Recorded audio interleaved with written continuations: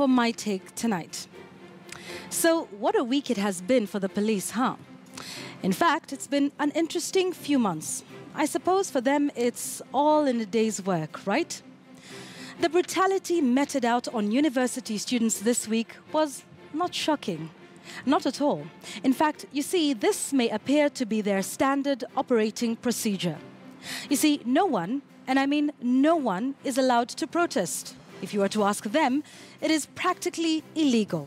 So beware. Protesters in this country are now synonymous with looters.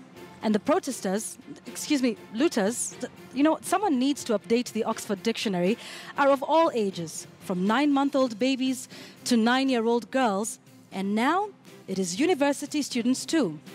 But typical of leadership in this country is to sweep things under the rug or simply assume they did not happen. The man ironically in charge of both the security and education dockets says he is waiting for a report from the Inspector General's office.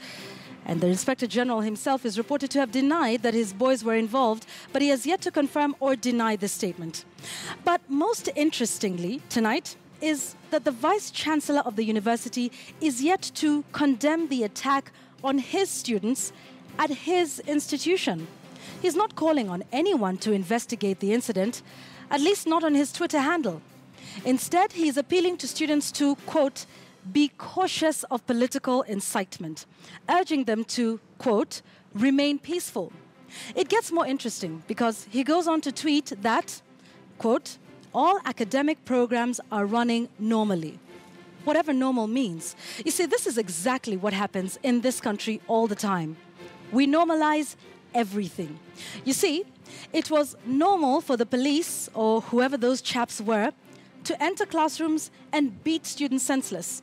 It is normal for them, in full anti-riot gear, to be allowed access to the hallowed precincts of learning and hostels to terrorize students. I mean, this happens all the time, right? In fact, this is part of the normal academic program for the semester, right? Perhaps the police were doing practicals on anti-riot tactics. If this is the new normal in the Vice-Chancellor's book, I shudder at the thought of what could be abnormal. Folks, what happened at the university was unacceptable, unlawful, an abuse of their human rights. And Mr. Vice-Chancellor, you cannot go back to business as usual. You cannot go back to the normal academic programming. No, sir. And that tonight is my take.